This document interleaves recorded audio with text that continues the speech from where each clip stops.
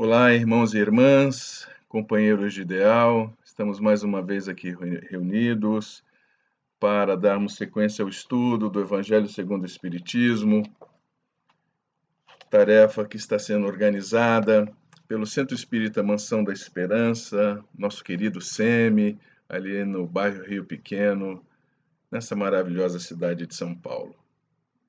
Hoje nós estamos estudando e traremos aqui algumas reflexões sobre o capítulo 21. Haverá falsos cristos e falsos profetas. A todos aqueles que quiserem dar continuidade nas reflexões e se aprofundarem ainda mais no estudo, fica então a orientação de lerem e estudarem o capítulo 21. Antes, porém, vamos nos unir em pensamentos e elevar os nossos pensamentos ao alto, nos ligando a essa pleiade de valorosos tarefeiros da seara do Mestre Jesus, que, imbuídos desse mesmo compromisso ideal, se unem a nós, a quem rogamos também que nos oriente nessa tarefa, nesse estudo e nas reflexões que iremos tirar, para que elas nos fortaleçam ainda mais nessa nossa caminhada em busca da transformação interior, em busca do aprimoramento espiritual e moral. Liguemo-nos aos dirigentes espirituais dessa casa querida, SEMI. Liguemo-nos também às fraternidades espaciais. Nosso Divino Mestre Salvador, fortalecei-nos e amparai-nos para que possamos lutar contra as forças do mal que tentam dominar o mundo. Veneráveis mensageiros celestiais, auxiliares de Jesus, fortalecei-nos e amparai-nos para que possamos lutar contra as forças do mal que tentam dominar o mundo. Pai nosso, Criador nosso, fonte eterna de amor e de luz, fortalecei-nos e amparai-nos para que possamos lutar contra as forças do mal que tentam dominar o mundo. Que assim seja, graças a Deus. E elevando mais e mais os nossos pensamentos ao alto, irmãos e irmãs, adentremos nesse instante a esfera dulcificadora e amorosa da nossa simbólica Mãe Celestial, Maria de Nazaré. Ó Mãe, fortaleça-nos nesse nosso ideal,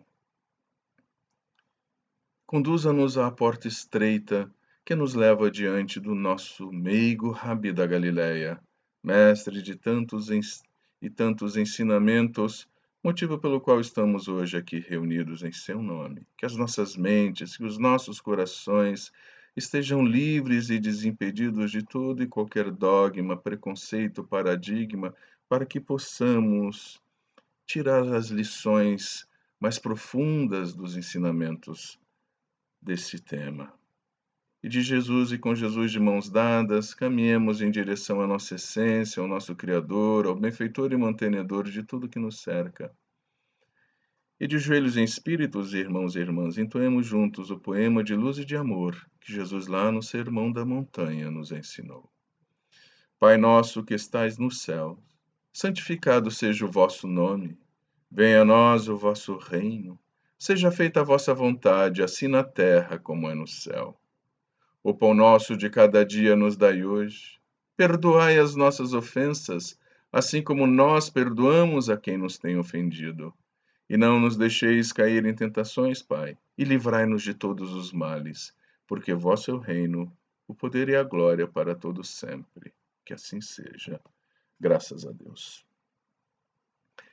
E assim mais irmanados, nesse fluido energético, nesse mesmo propósito ideal, vamos dar uma lida aqui numa passagem contida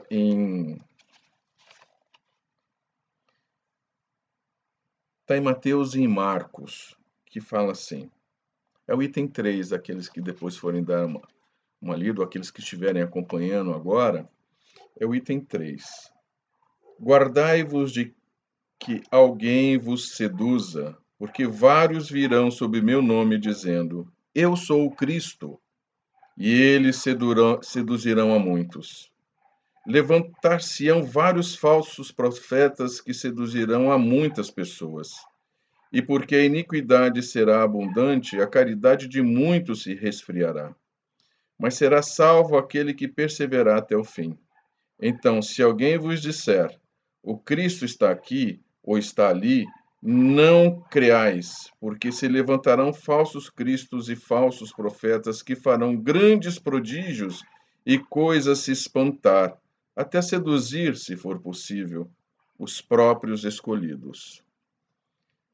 Está em Mateus capítulo 24, versículos 4, 5, 11, 12, 13, de 23 a 24, e em Marcos capítulo 13, versículos 5, 6, 21 e 22. Bem, esse capítulo vem nos orientar sobre a necessidade de estarmos atentos e de estar no nosso meio presente os falsos cristos e os falsos profetas, já anunciados por Jesus. Mas antes da gente falar propriamente de falsos cristos e falsos profetas, eu gostaria de falar um pouco de quem são os profetas. Quem são os profetas? A Bíblia dos judeus, o Torá, ele tem essa divisão bem clara lá, ele separa os livros proféticos dos livros da lei, da própria Torá. Os livros proféticos são aqueles que foram trazidos pelos profetas, trazendo premonições para a época.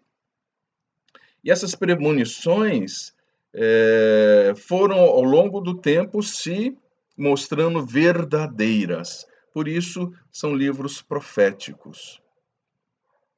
Para nós, dentro da doutrina espírita, dentro do espiritismo, profeta é igual ao médium.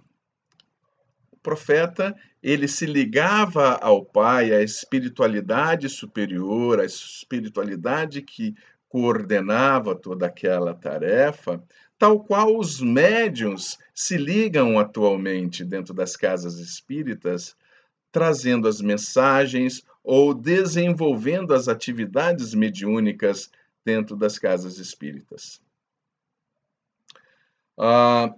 Nós consideramos Jesus muito mais do que um profeta. Os muçulmanos, inclusive, consideram Jesus um profeta, mas nós, espíritas, consideramos Jesus muito mais do que um profeta.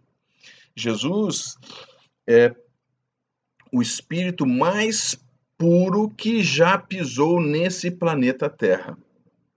É para nós muito além do que um profeta. Jesus é o governador planetário do planeta Terra. Jesus recebeu esse planeta incipientemente, acompanhou todo o seu processo evolutivo, coordenou todo o seu processo evolutivo, recebeu os capelinos nessa grande alavancagem espiritual que nós tivemos. Então, Jesus, apesar de ser considerado um profeta pelos muçulmanos, nós espíritas reconhecemos um espírito de envergadura crística, está numa esfera muito além daquela que podemos até imaginar. É o nosso governador planetário, é o nosso caminho, a nossa verdade e a nossa vida. É aquele que nos leva ao Pai, que nos conduz nesse retorno que nós estamos tendo em direção ao Criador, ao nosso Pai. Enfim, dito isso, tentando dar uma enquadrada no que são os profetas, vamos falar dos falsos profetas.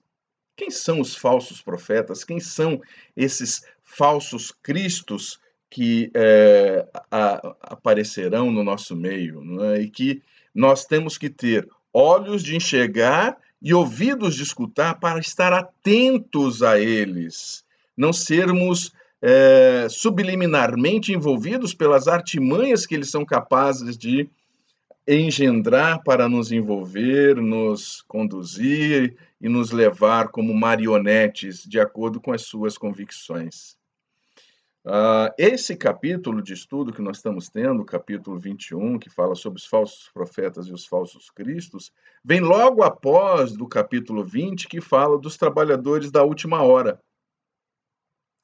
E é importante esse alerta desse capítulo, logo após os trabalhadores da última hora, porque nós precisamos reconhecer entre os trabalhadores quem são realmente aqueles que estão aqui para dignificar a obra e aqueles que estão aqui simplesmente para aproveitar-se da obra em benefício próprio e em detrimento de todo o compromisso que nós temos dentro da doutrina espírita. Allan Kardec nos alertou sobre a importância de que nossa fé se subordine à nossa razão. Não é à toa que a nossa fé tem que ser a fé raciocinada, tem que ser uma fé que olhe as coisas sem o receio, sem o medo, e que faça perguntas, questionamentos, de forma que tudo esteja devidamente esclarecido.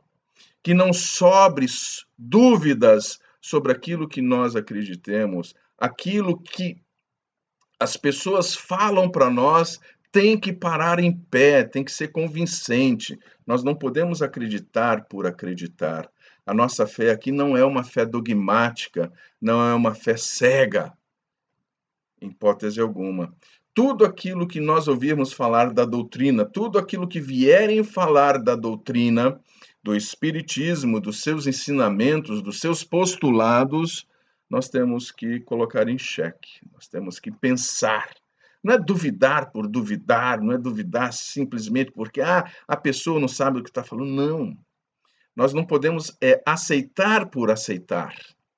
Nós temos que aceitar pela convicção de que realmente aquilo é uma verdade que faz todo sentido e que está aderente aos ensinamentos contidos no Pentateuco.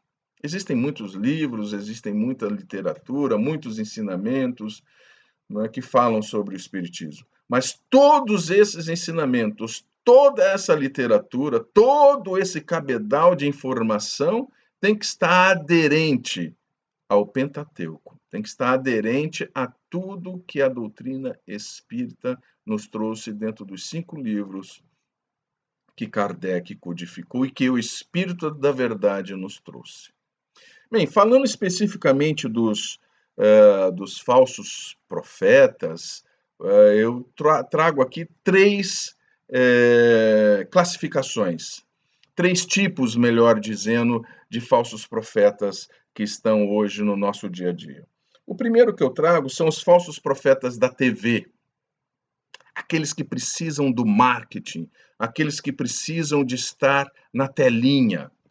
Eles até falam do Evangelho, exaltam Jesus, nos orientam a produzir o bem, mas depois cobram tudo isso como a Igreja Católica fez no antepassado, na Idade Média, com as indulgências, vendendo o perdão dos pecados a todos aqueles que se predispunham a pagar pelo perdão. Pois esses falsos profetas que estão aí na telinha fazem alguma coisa bem similar, porque apresentam primeiramente um Deus mercenário, um Deus que está à disposição da troca. Quem dá mais, recebe mais. Ou na medida que você dá de recursos materiais, você receberá em troca.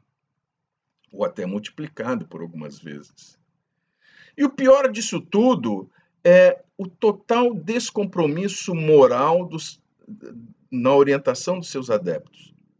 Esses falsos profetas até falam da necessidade de praticar-se o bem, trazem as orientações contidas no Novo Testamento, no Antigo Testamento, às vezes descontextualizadas, muitas das vezes orientando-se por interesses daquele dia, né, na busca de arrecadação, enfim, sem muito julgamento, mas o fato é que eles não buscam nenhum compromisso dos seus adeptos com a transformação moral de acordo com os ensinamentos do Mestre Jesus. Falam, falam, falam, recolhem o dízimo, recolhem as doações, mas não buscam nenhum compromisso efetivo daqueles seus seguidores com a transformação moral, com a melhoria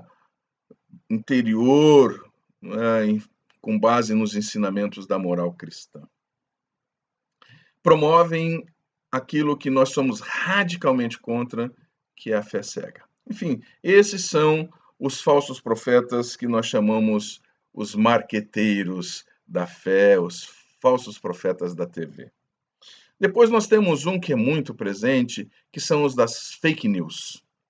Hoje, no nosso dia a dia, a informação fica batendo aqui na nossa telinha, no nosso celular, querendo entrar, nos trazer algo novo, nos trazer uma informação que nós sequer imaginávamos ser necessária, né, para aquele momento. Poderíamos viver sem aquela informação para o resto das nossas vidas, que não modificaria em nada, não mudaria em nada a qualidade da nossa existência. Mas está ali batendo, batendo, batendo, batendo, querendo adentrar.